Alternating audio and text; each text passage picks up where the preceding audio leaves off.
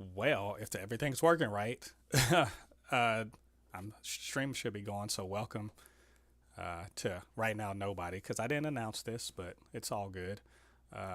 Welcome all you Fabricants and Fleshbags. This is the Super Not Funny Show live.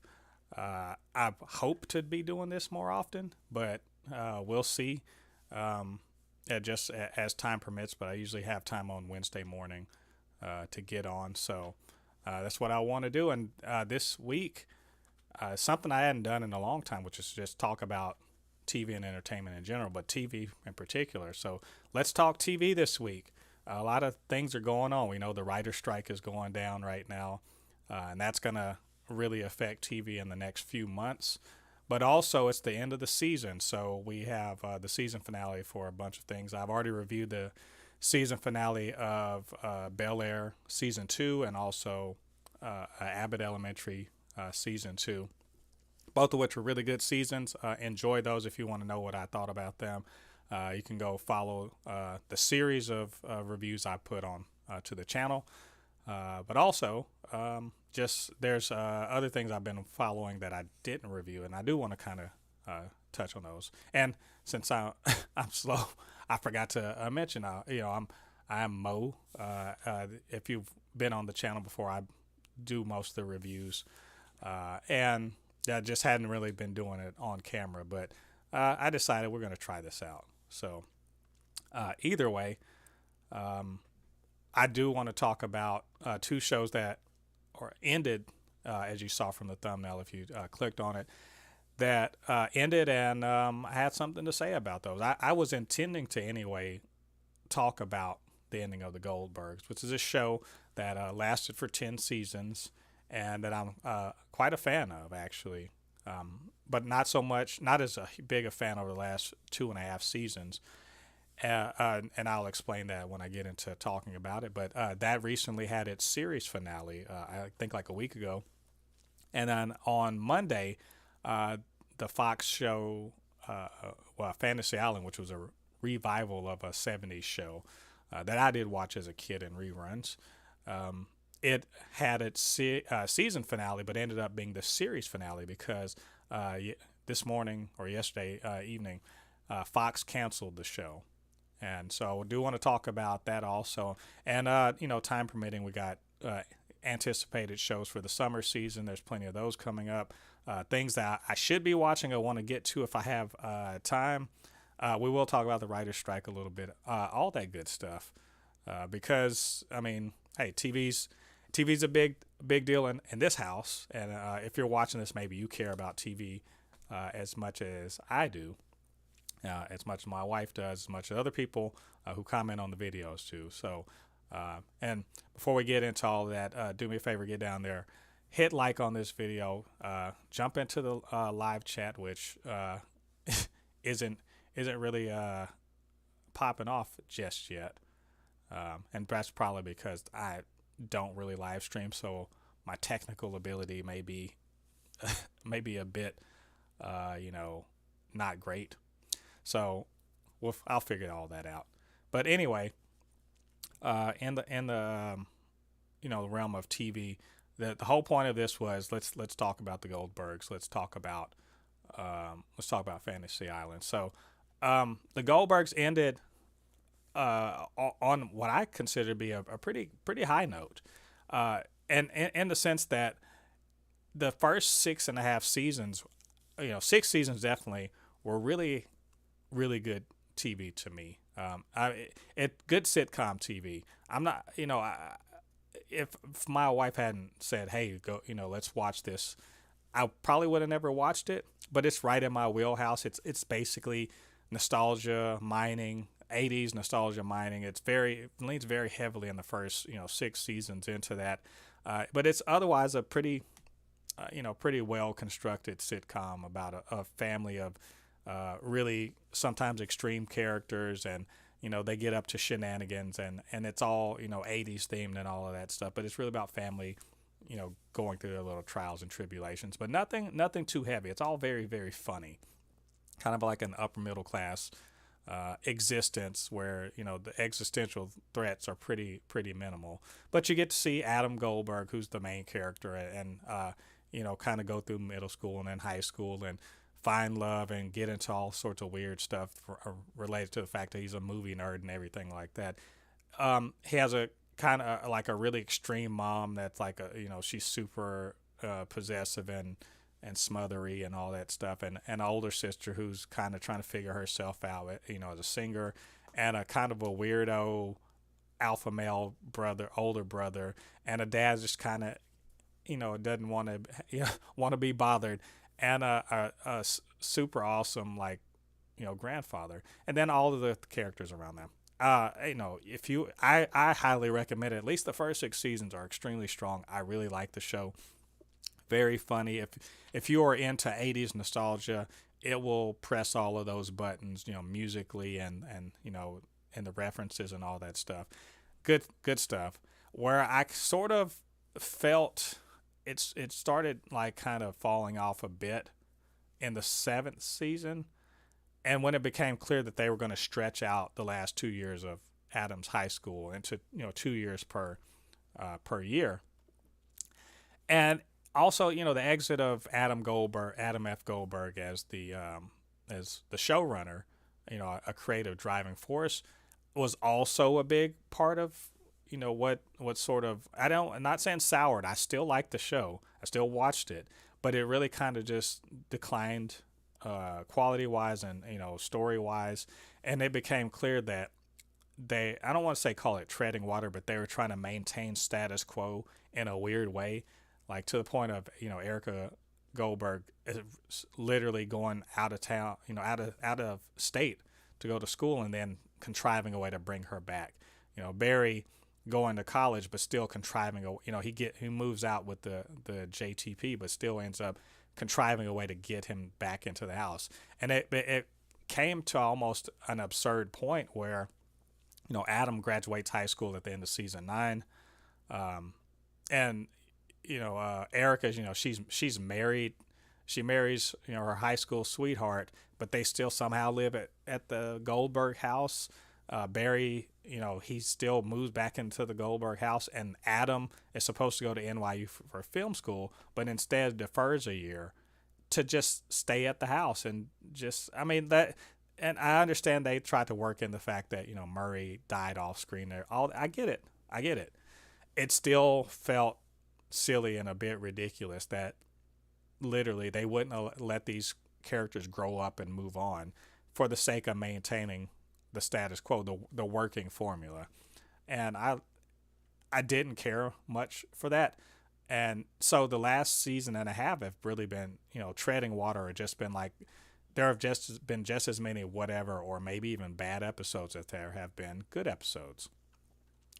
And so, I really had been thinking for a year and a half, this needs to end. It should have ended at when Adam graduated high school, if they weren't going to follow him to college. But they kept it on for one more season, and thankfully they did finally decide to end it. So to that end, it had a really great final episode. Like, actually, I'll say the last 2 or 3 episodes were really good. You got, in the last episode, you got Rob Corddry coming in as a guest star as an old high school sweetheart for Beverly. She's been sort of, trying to get back out to dating after Murray's death. Not so much. You had, Erica. She has the baby, and they're going to have the 1 year birthday party for little Muriel, who's cute as a button, by the way. I think that she's been one of the few things about that. All the things surrounding the baby stuff has been pretty good, but and Adam just really seeing his mom in a new light. But then it all ends in a way that kind of feels right and sweet.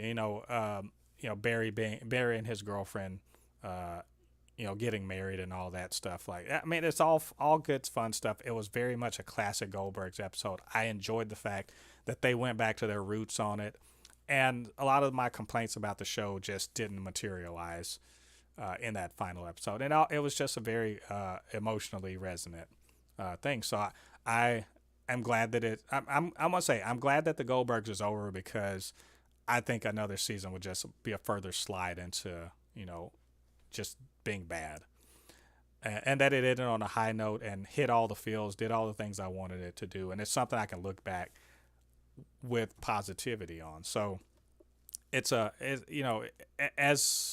shows go, I think that it's there. The Goldbergs are going to be one of those, like Roseanne or something like that, a family we remember that we really liked and everything. That we'll be able to go back and watch these shows with with real fondness. Rewatchability is pretty high on it. So good finale. Glad that it's over. And I can't wait to see where all of those people land elsewhere. I'm assuming TV, probably not movies, but we'll see where they're going. So a not so fun or cool or whatever thing is, I wake up this morning and I was gonna do a review of Fantasy Island anyway, but I didn't anticipate having to do it kind of like this, which is to find out that it's canceled. It was, and the thing is, there's a good reason for it, and I'm not going to dispute that there's a good reason for it.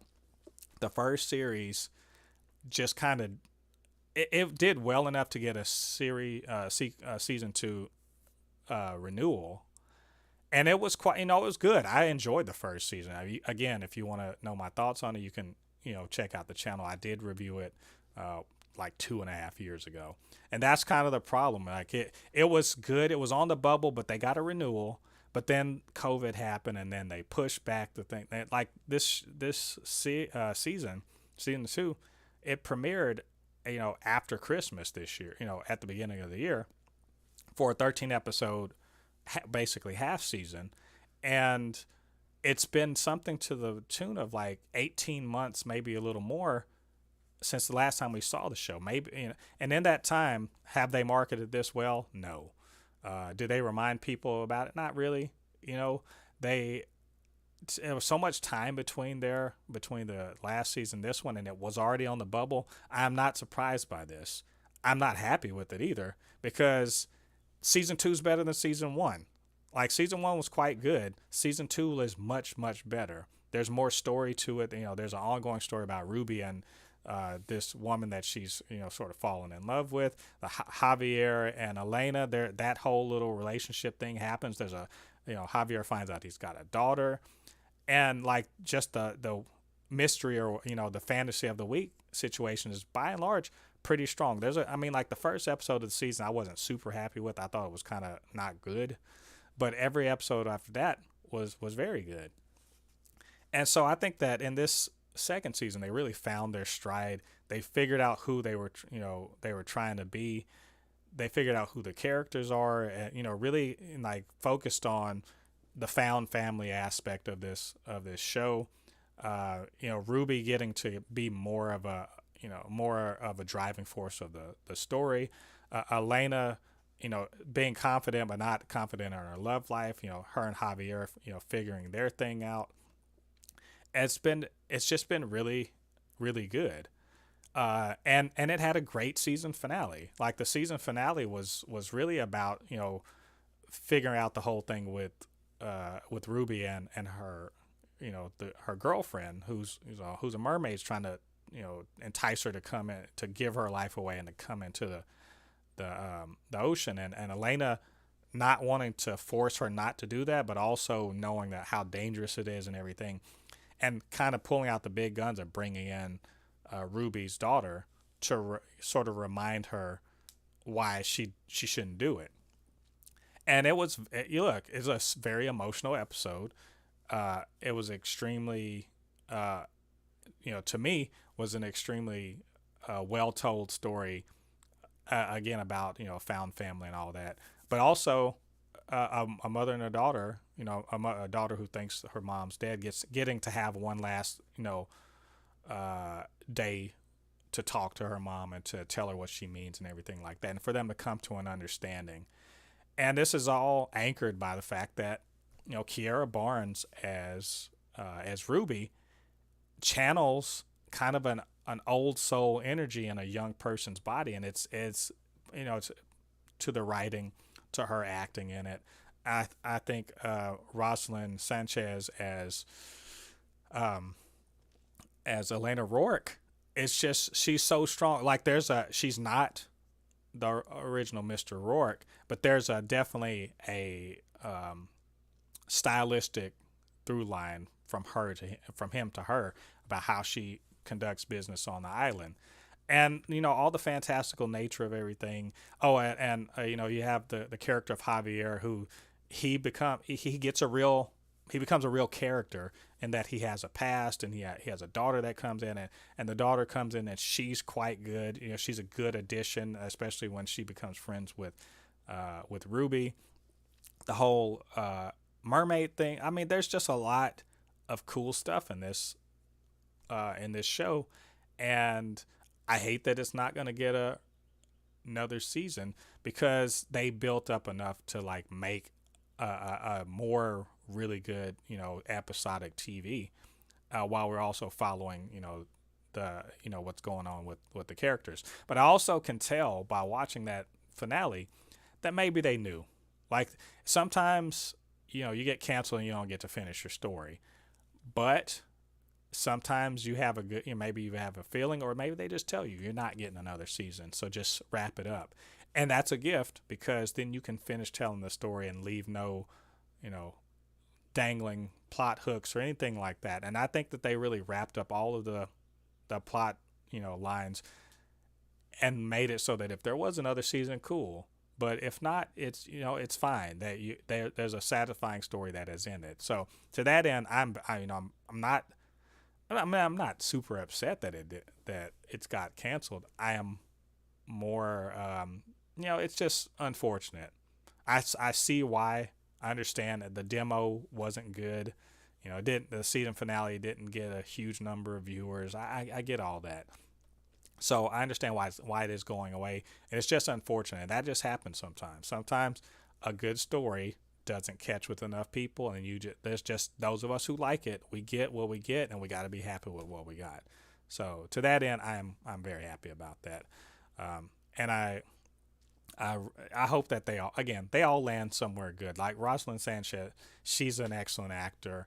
I know she can contribute anywhere she goes. Kiara Barnes, did not know her before this. I'm glad that I got to experience her acting. I understand from her IMDb, she is a soap opera actor. Cool. I'm not gonna go watch that, whatever she's on, but it would be cool if she showed up in other things, because I think she's quite talented. And just everybody else on there, the writers, all of them, I hope they really land somewhere else. So anyway, that's unfortunate, but farewell to Fantasy Island. So that leaves with plenty more. There's plenty more things going on. I want to do a real quick review. I'll spin this out into its own review on the channel. But talk about The Equalizer season 3, episode 16.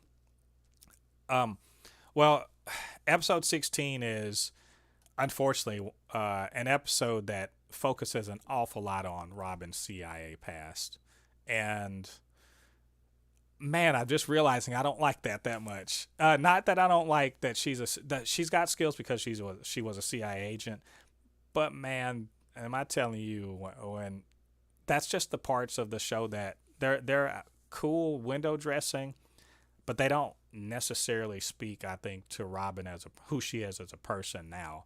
It just she's a competent ex agent that can go in and take care of business. That's cool.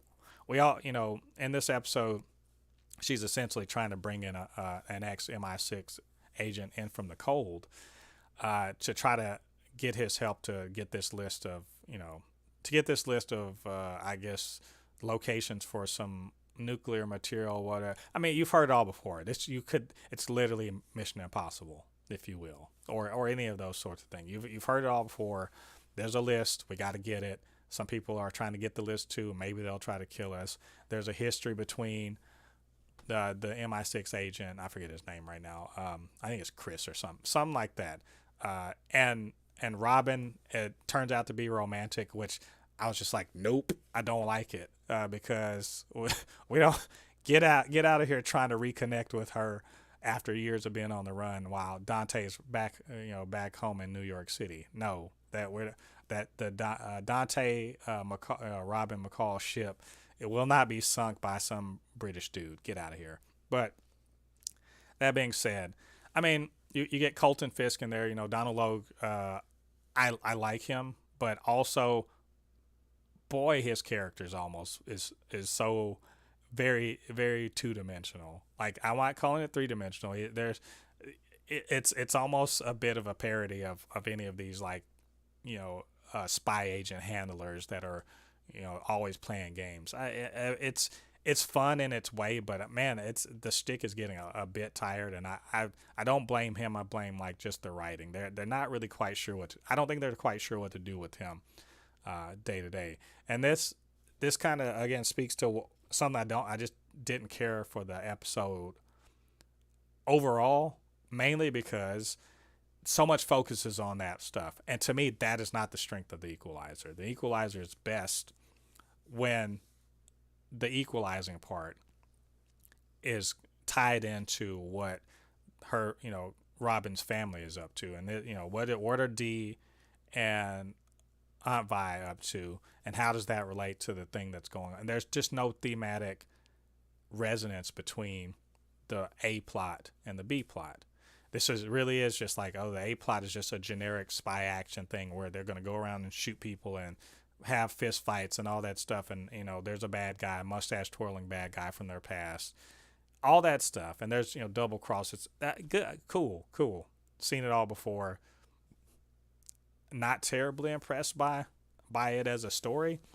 I think there was a C plot also about Mel and Harry wanting to buy their dream house and not really wanting it. And I mean, that's cool. I mean, it's fine. Like, I like Harry and Mel. I think they're cute together and everything. But it didn't add anything to the plot. It was just a thing. Like, I'm trying to figure out, how do these all relate to each other? And the truth is, probably not at all. None of it related. The part of that episode that I liked the most was Delilah wanting to get this a summer internship at a fashion fashion store, I guess, fashion boutique in New York City, and getting it. There's she gets it, cool, and then what? And then gets discriminated against because of her natural, her hair, her braided hair. And how she doesn't get any support from the black woman who's there, and trying to decide, like, should she make a deal out of it, or should she just, like, straighten her hair out, or should she take the sort of demotion of the thing because they don't want her natural hair out in the showroom. I mean, that's part's interesting. That is a moral dilemma, and Aunt Vi doesn't tell Dee what to do. She's just like, you got to figure out, what do you stand up for yourself or don't? Do you stay there? What's your move? And the black woman who's there, who sort of throws her under the bus because she's just like, I need this, and she has decent enough reasons for it. It gives Delilah a chance to sort of reveal her character, which of course has been shaped by her mom and by Aunt Vi. So she's gonna be like, nah, fuck that. That's the part I like the most about it, and how she actually got to tell the woman to her face about, hey, you threw me under the bus, and, like, maybe be better next time when somebody else needs the help. And Robin and Aunt Vi supporting that. That's cool. I like that. But just overall, probably my least favorite episode of the season. I don't care for all of that spy stuff that just doesn't have, that's generic as hell and doesn't necessarily have anything to do with a general theme of the show or the episode. It's just it could have been in any episode as a placeholder, and that they can do better than that. So anyway, that's my thoughts on episode 16 of The Equalizer. So let's see, where are we? 24 minutes in. I think about halfway through with the stuff I wanted to talk about. We got more. There's the writer's strike is here, and it is it's a thing. Like, and like, look, let me just say, I'm all for the writer's strike, and just take this as a given with me. I'm pro union all day, every day, and just following all of this stuff, it's pretty clear to me that there's shenanigans going on at the executive level in all of these production studios and everything like that. And so that's why they're kind of at an impasse because um, there's there's different things. AI generating generating stories. What does that mean for professional writers?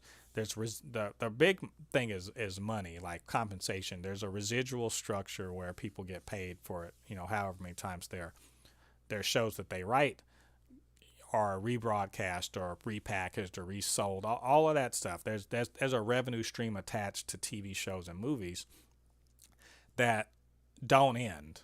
Like once the show's done, once the episodes are done, they could theoretically constantly be in play on TV, on streaming for as long as there's such a thing as TV and streaming. And in that time, the owners of the IP get paid, but the people who made the IP don't get paid. And this is a problem throughout the creative, the exploitation of creative arts, that where the creators are seen as tools rather than people. So AI is considered a tool. And so you wouldn't think of like, oh, how do we compensate the AI? And they want to treat the writers the same way. And I'm oversimplifying, but that's more or less where it's at. And they're just trying to get fair compensation. If the statistic that sort of gets cited, and I'm going to cite it too because this isn't just about TV. There's across other industries also. Corporate profits high, going up. In Hollywood, apparently, it's 25% on average. 25% increase in I guess revenue for the studios over the last however many years, 10 years, and a 4% decrease in average salary for WGA writers. And even the most successful writers, they're still standing strong in that this pay structure can't work. Not with the way streaming gets undervalued as far as how you pay residuals, but valued by the actual studios as another revenue stream. And so basically the writers aren't getting cut into it properly. And I understand why they say that, like, we don't have ad revenue, it's not the same as broadcast. I get that, and that's something for the studios to figure out. Like, there's a ton of smart people figuring out how to screw the writers out of money. Why don't they turn that same energy into not screwing the writers, but instead figure out how to make streaming profitable? Because that's their ultimate problem is it's not profitable yet. So again, it's not really the writers' problems. They can be sympathetic, but sympathy needs to go both ways, and they got to realize that these writers, they got to get paid properly relative to the value that they bring to the industry. And so I'm again all for that. This is going to impact fall TV, and probably some like definitely fall TV. Maybe some TV coming out sooner than that. I can tell you that there are going to be TV shows that are in production that aren't going to, they're either not going to be able to go into production like in the late summer when they're supposed to, or maybe they're in production now because they're going to be broadcast later, but picket lines are not being crossed by other members of other unions. And that's a very real thing. I think Daredevil Born Again is one of those that they got picketed, and they, at least for a day, they weren't working. But if that's what's going on, we should anticipate not having TV, or not having TV as normal, unless you really just want to watch reality TV, which I sure as hell don't. I definitely don't want to do that. I'm not interested. I want more scripted TV, and I guess we have to ask who's going to budge. I guess is the question. And last time this happened, like over 15 years ago, it took months, and it just disrupted just TV in general. And I wonder, is that going to matter now? We're in a different world now, where Netflix and Amazon and all of these other streamers could get, and they do get, internationally produced content. They license it out or they produce it and they have it for us. So I've watched many Korean things. I watched Spanish language things. I watch all that stuff. So they're not WGA affiliated. So it's a lot easier for them to get content from elsewhere. Um, there's also the fact that even if they don't get any more content, there's a ton of stuff. Like if you wouldn't believe the list of things that uh, I can't get to because I've got other things going on. I've got a long list of TV shows that I want to watch, but I just don't have the time for it. So if newer stuff stops coming out, well then, there's a treasure trove of old shows or shows you missed or shows you should have watched that'll fill in that gap. Um, but the truth is that content is king and that they need writers.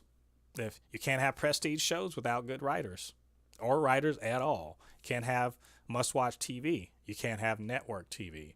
And so I'm curious as to who's going to feel the pain the most and first. Um, I have a I I feel like cooler heads are going to prevail in the next few weeks, but you know, well, I think cooler heads will prevail after some real pressure because one thing that we have access to is more than we did last time. We have social media, the news outlets. There's a various news sources, and people are once they start realizing, oh, TV's not coming, well, why not? And then they start pointing out executive compensation and how ridiculous it is. Then I think the tide is going to sort of turn against the studios. Um, though I do see people trying to blame the writers for this thing, and I guess in a simple, I'm not thinking very hard about it way. Sure, it's their fault because they chose to stand up for themselves so that they get a better deal. And this idea that they're living high, living high on the hog is ridiculous. It's just stupid. It doesn't take much to realize that that's not what's up. That the writers aren't. They're not buying mansions in the Hollywood Hills because they wrote a few episodes of fucking Daredevil. That's not how that works. But the people who are at the top, they are. They want their big bonuses and all that other stuff. And is this good for business? Well, I mean, we'll see. We'll see who decides that it's not worth the time. So I don't know. I'm gonna keep my ear to the ground on this, and I'm sure we'll talk about it again. We talked about it on the Supercast. We're gonna keep on talking about it. So that being said, I'm gonna get a drink real quick because that's a lot of dang talking. Um, Now that the summer season's coming, the writer strike is going on. We still do have the summer TV season coming up.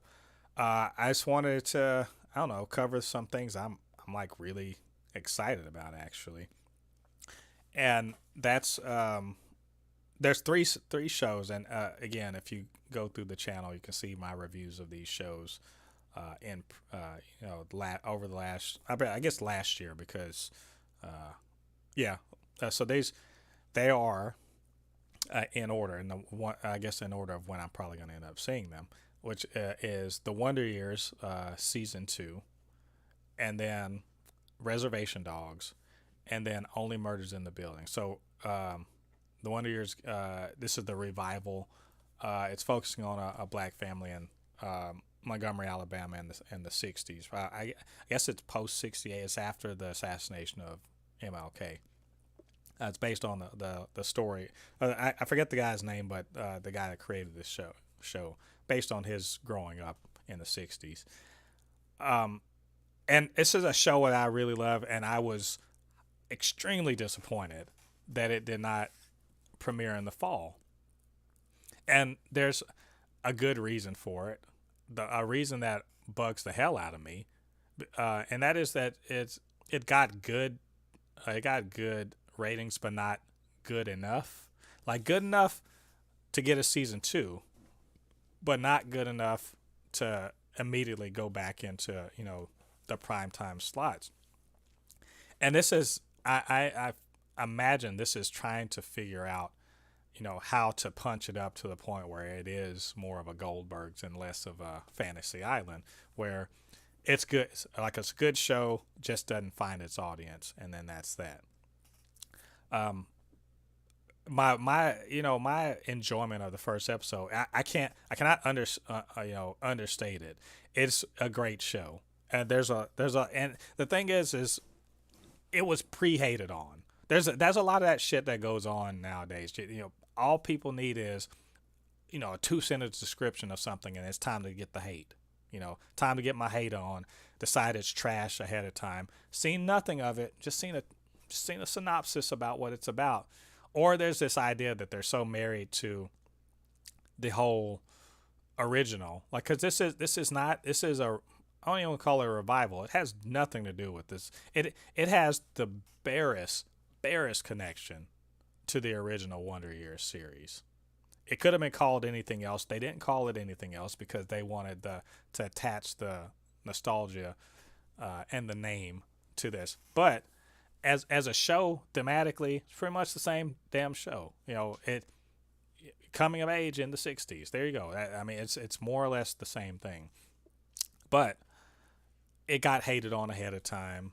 Maybe and let's just be honest. Let's not pretend like the quote race swap wasn't something that would bother people. And the fact that they talk about racism and stuff, it's about a black family in the Alabama in the '60s. If they don't talk about race, it's a fantasy show. So I mean, it does deal with some uncomfortable things, but you know what else? It just deals with being a kid and trying to figure yourself out. That it's pretty universal stuff. Well acted, a lot of good actors in it, good themes. It doesn't it doesn't sacrifice it's the important themes and the message it's kind of giving for cheap laughs, but it also sees all the humor and some of these tougher situations. It's not all like, oh, white people are terrible. It's really not like that. But you would know that if you watch the show. So there's a lot of hating on it that doesn't reflect like actually having seen the show. That being said, it obviously needs better ratings this time around. I hope that the year and a half, I'd say, yeah, about a year and few months extra time really gave this show everything it needed to succeed, because I'm very much highly anticipating, but I'm also going into it thinking, hey, this might be the only other season, so like Fantasy Island, this might be it. So I'm going to enjoy what we get out of it while we have it. The next one after that, Reservation Dogs season 3. Can I be honest? I don't know how they can top season 2. Season 2 was excellent, like up and down. Like it was a season that, yes, it's about these 4 kids, four teenagers, on this reservation in Oklahoma, and kind of their day-to-day lives and how they're getting over the suicide of their best friend, and trying to get out, and it's all very well presented, but also they expand the show and they show more of the adult characters and what they do, and their connection to the younger characters, and there's just a lot. It's basically a very lived. It feels like a real place where real things are going on, and nothing overly dramatic, but dramatic in their lives. I've heard people call it cultural specificity. I like that. learning more about people and a place that we don't really know about, but really kind of growing to love these characters. It's Willie Jack, who's like she's like to me the best character on the show. It just so cool. Cheese, he's a young, a young elder, as which that someone said in the season. Laura Dannon, she's just been trying to figure her way out and became best friends with one of their enemies. And Bear finally growing out of the shadow of having a crap dad and everything like that, becoming a man. I love the show, and they really capped off the last season. Again, if you want to know how I feel about it, go check out my reviews. But at the end of it, they really kind of capped off the whole thing about Daniel and his suicide and what it meant to them, and what how it shaped the previous year or two of their lives, and really kind of going to do what they said they were going to do, is go to California, see the ocean, and to say goodbye to Daniel. And what are they going to do after this? It's weird when that kind of the Odyssey is over. What's the rest of the story? What do you tell after the Odyssey has ended? But I have a lot of faith in Sterling Harjo and all of the writers on the show, and that they are gonna deliver something vital again, because they're as much of that story, the end of that story has been told. There's still plenty more. Slice of life is not something that has to end, and I want to know more about this community and the people in it. And because they're all so interesting, and there's just like a lot of rich, cultural touchstones that maybe I don't know about yet, and I want to know some more about. So I'm highly anticipating that. That's potentially could be my favorite show of the summer. Yes, even with the Wonder Years, which I really like. And so the last one is Only Murders in the Building season 3, which season 2 ended with a hell of a cliffhanger, with literally a murder on stage in front of thousands, hundreds of people. And they also, how dare they go and get even more talent behind in front of the camera, with Glenn Close and we get Glenn Close and Paul Rudd. So, I mean, do you need any other reasons to be excited for this show? I mean, I don't. I think the first 2 seasons are brilliant. I didn't know that I would like to see Selena Gomez be in like this like friendship group with Steve Martin and Martin Short, and they're all great. Like their dynamic is just perfect. The chemistry is perfect. The fact that they as the characters respect each other's weirdnesses, but also their competence in solving these mysteries, and they all have these like kind of side personal life things that are going on that are hella interesting. In the previous season, you have finding out that your kid isn't your biological kid, or your girlfriend is maybe not who she says she is, or hey, I'm still sort of in love with this crazy killer woman who's a weird, she's a nut, and yet she's still she's still interesting. Or like there's a podcast trying to make money off of their podcast. I mean, there's all this stuff going on, and then this one, they're promising something interesting because an actor getting killed, and once again, you have our characters are potentially implicated, and so like hell yeah, bring it on. I can't wait. I think that's probably the end of. I think it's probably going to come out in August. There's plenty more. There's plenty more things that are coming out over the summer, but those are probably to me the top 3 that I definitely want to get my eyeballs on, and I'm gonna all 3 of them. As again, I am going to definitely review all of them for the channel.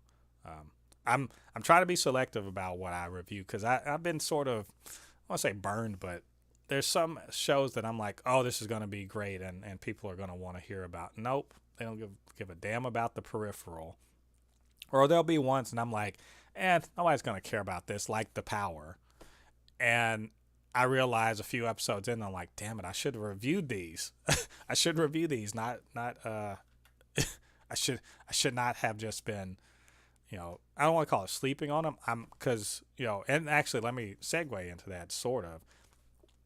If you're not watching The Power, what are you doing with your life? It's what a great show. It's on Amazon Prime, so most people have Prime. Get over there and watch that. It's kind of sci-fi. It's a little X-Men ish, a little bit, about teenage girls that get electrical powers, and how it's sort of changing the world around the world. It's all happening all at once to all these young women, and they can they can activate the power in older women. And how is it, now that women can sort of even the playing field physically, which in a way I'm just like, can they really? There's still guns and everything, but still, whatever. They have bioelectricity. They can hurt or kill people with it. And now they have sort of the power to sort of even the playing field with men. And you're sort of seeing the start of maybe, the nascent matriarchal, regimes, while also the patriarchal regimes are, reacting in various ways, from, trying to be even-handed to just straight up repression and murder and all that stuff. And like the young women who are kind of dealing with this new power, and the women who are dealing with it, and there's commentary on incel culture and men's rights and all this. There's just so much going on in it, and it's just interesting.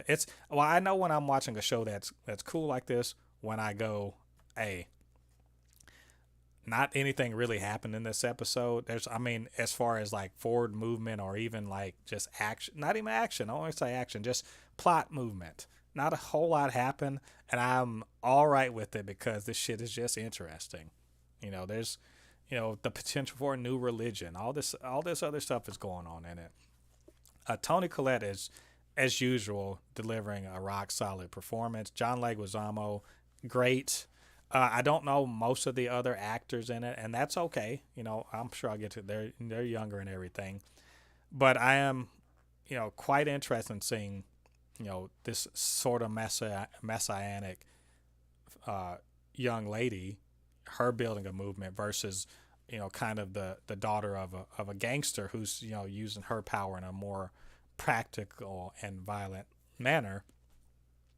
And the daughter of Toni Collette's character, who is, sort of, figuring herself out, her relationship to her mom, and how this power brings them closer, even though they were, miles apart before. And they even talk on, trans and intersex and how this power relates to that. It's all really interesting, very well thought out. And I believe this Thursday is the season finale, and as soon as that happens, I'm definitely going to do a season review. But just y'all should be watching that. It's pretty dang great. So I think I'm close to wrapping up here.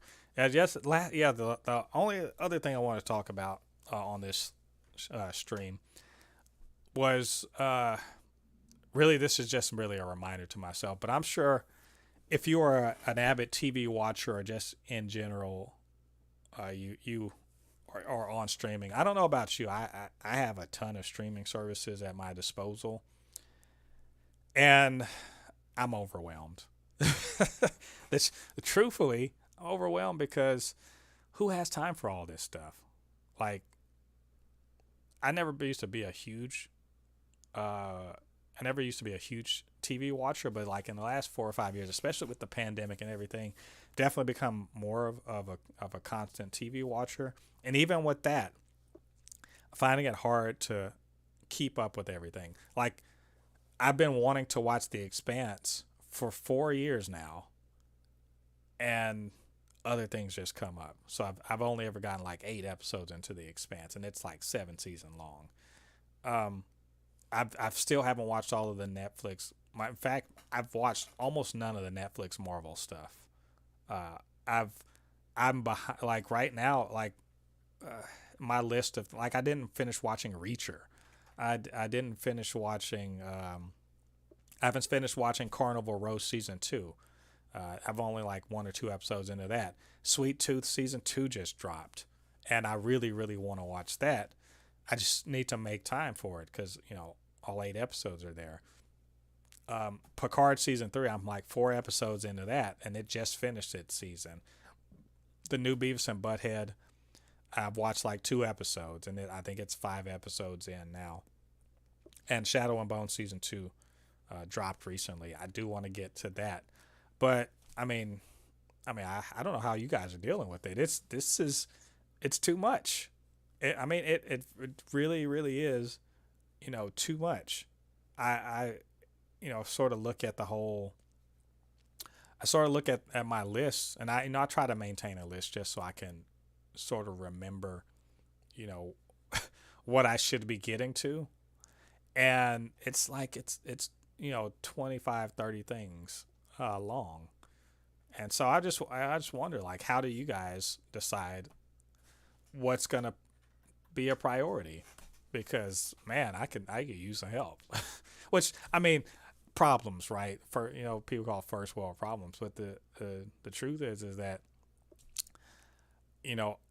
between this and the fact that I want to play video games, and I maintain a vegetable garden outside. I have to go outside to do that. So who's got time for that? So I got to I guess you got to say pick better things. And to that end, I'm really like ruthless about not watching shit that's not hitting. If it doesn't hit after a couple episodes, it's not gonna hit probably. Like, but you ever hear people say, "Oh, well, it doesn't really get good till episode 5." Okay, episode 5 out of 8, this shit should be good out of the gate. Like you should. In this environment, in this streaming environment, in this network TV environment, you don't have time. Like, 5 episodes is not that. You should not have to wait that long to get to goodness. And so the only thing I stick with that don't hit like that are things I'm already in the bag for, like Marvel things or DC, Marvel, DC, Star Wars, that sort of. I'm already in the bag for that. I will watch it to the end. I hated Boba Fett. Well, I won't say hated. Hate is very strong. I thought it was not good and very boring. So, but I stuck around with it because it's Star Wars. But when it comes to new stuff, boy, you better come in hot. Because if you're not, I got other things I need to be doing. I got other shows I could be watching. I'm sacrificing time away from them to watch, whatever this is. And if it's not, peace out. So anyway, those just, again, I don't know how you guys figure it out, but I've got all these things I need to watch. And I've got to figure out which ones I need to actually review. So, yeah, I would, and to that end, I would like more feedback from the viewers. I know I don't have a ton of subscribers. It would be nice to know, what sort of things are you guys looking forward to? I'm not saying I'm necessarily going to be watching them, but if you have some idea about what's interesting to you, put me on. Maybe I'm missing something. I don't know. So anyway, that's really all I wanted to talk about. I of course I know I didn't get any live viewers, and it's all good. This is just me trying out something new, and I should schedule these definitely. And this is sort of me streamlining some of my content creation too, because I'm definitely going to clip out a bunch of this stuff and make reviews or whatever, going forward. But I'm going to try to do these more often on Wednesday mornings, just an hour to just sit and talk about TV or movies or whatever. And also, I do want to, if you made it this far, I'm not going to try, I'm definitely going to do it. Street Fighter 6 is coming out soon. And this show, yes, I know it's a super not funny show. We're supposed to be talking about movies and TV and all that other stuff. But I do play Street Fighter. And it's coming out soon, like the new one is coming out at the beginning of June. And I plan to live stream the game. Probably going to be Wednesday mornings like this. So expect to see more announcements about that coming up soon. If you like watching someone who's bad at a game get their ass kicked at it, this is the stream for you, you know. And I'm gonna try to figure out the whole Twitch thing and everything. I'm look, not good at these things. I know I can live stream YouTube, Twitch maybe not so much. Maybe I can simulcast. I don't know. Um, Maybe we can do the supercast itself as a live show. Oh, and I guess I need to plug that too. The supercast 100th episode. I guess extravaganza, if you will. It's not it's just a special episode. It is going to be coming. I anticipate I'll have it edited and done by Friday, maybe. So that should be coming out. You guys go check that out if you want to hear about superheroes and comic book movies and comic book TV shows, all that good stuff. The what's going on around that. Go check that out. Check out also again in the next, I suppose, day. Our Lottie and I reviewed. We reviewed the new Guardians Volume 3. Go check that out, and just generally show some love. Get down there, like, subscribe, comment, all that good stuff. Helps this channel out, and just like I said, anticipate more of this coming in the future. So, like I said, didn't anticipate to have any people in the chat or even people watching. I'm just the truth. I did not expect to have really anyone watching, and it's all good. So on that note, and also I just realized that this is some horrible. Why is that? I've been going this whole time, and it's had terrible damn quality. That's terrible. Oh, you know what? Now I realize why this was doing it. This sucks. I did this whole thing. I I did this whole thing as let's see if this fixes it.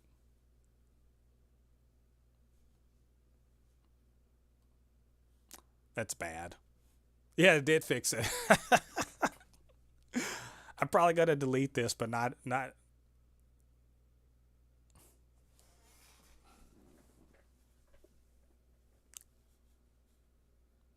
Yeah, I think I am gonna delete this, but I am gonna clip out everything. That's so I get. I wasn't paying attention. I should have been running this in the side. Oh well.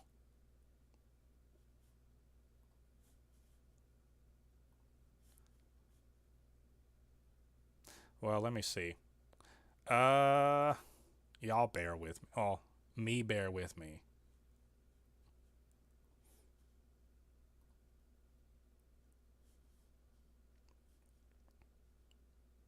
Yeah, this looks like trash. Anyway, I'm still gonna use the audio.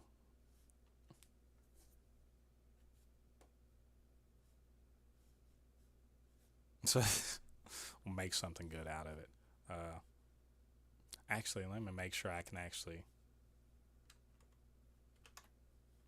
Well, anyway, that's the.